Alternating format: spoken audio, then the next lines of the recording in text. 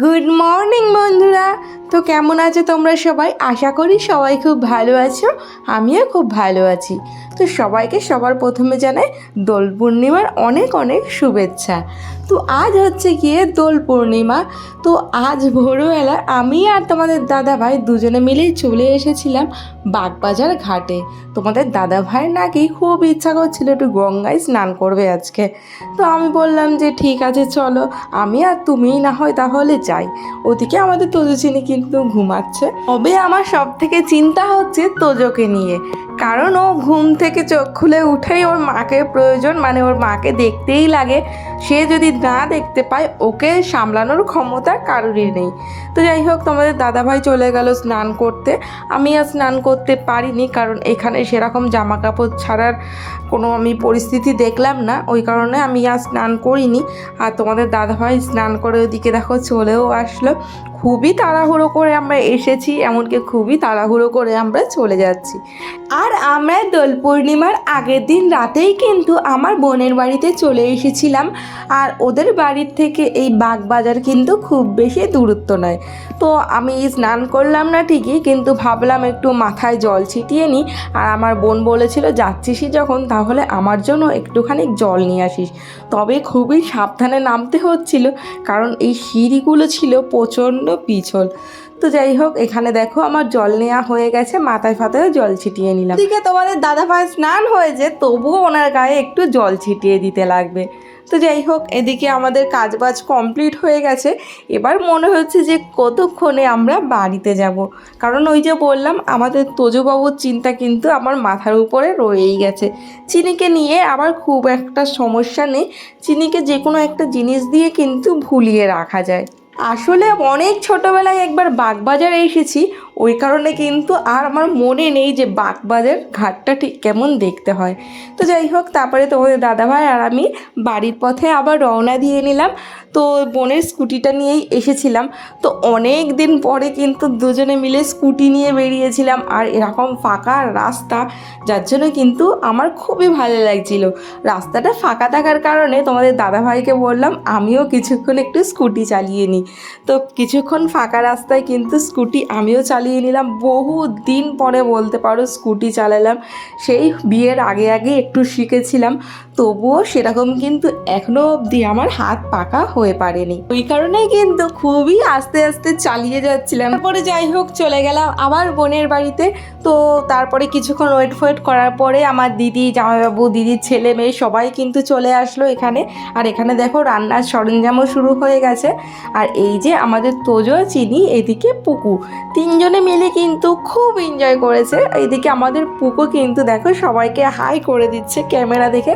তোমরা সবাইও কিন্তু ওকে একটু হাই করে দিও। তো ওর সাথে কিন্তু আমাদের অনেক দিন পরই বলতে পারো দেখা হয়। ও কিন্তু খুব পাকা, খুব কটর করে কথা বলে।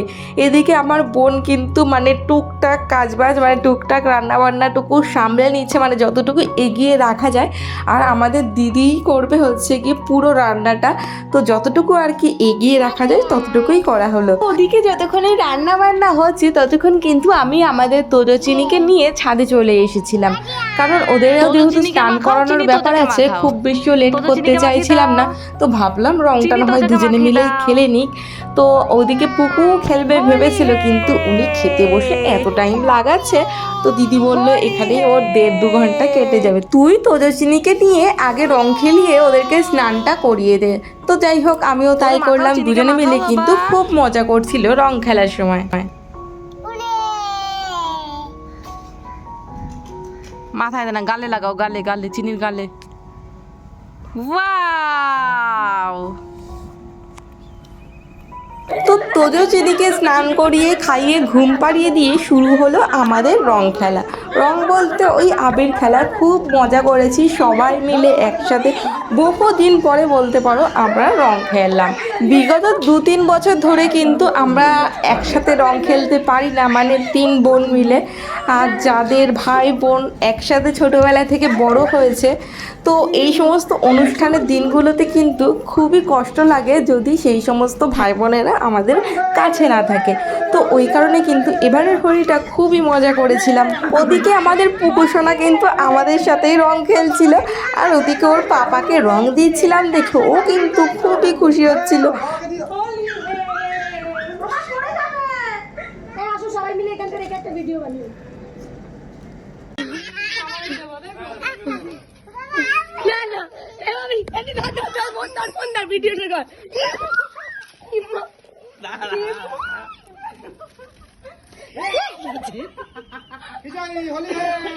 হ্যাপি হোলি শান্তাই শান্তাই হ্যাপি হোলি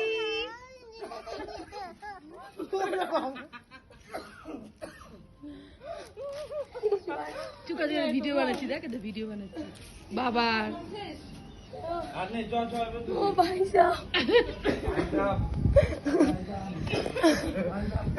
ভাই তারপরে আমরা সবাই এক এক করে কিন্তু স্নান করে নিচ্ছিলাম, আর বাথরুম যেহেতু দুটোই ছিল ওই কারণে সবার কিন্তু স্নান করে উঠতে অনেকটা টাইম লেগে যাচ্ছিল। আর এদিকে আমাদের পুকুকে কিন্তু তোমাদের দাদাভাই একটু খজাচ্ছিল, ওই কারণে কিন্তু ও খুব রেগে যাচ্ছিল। দেখো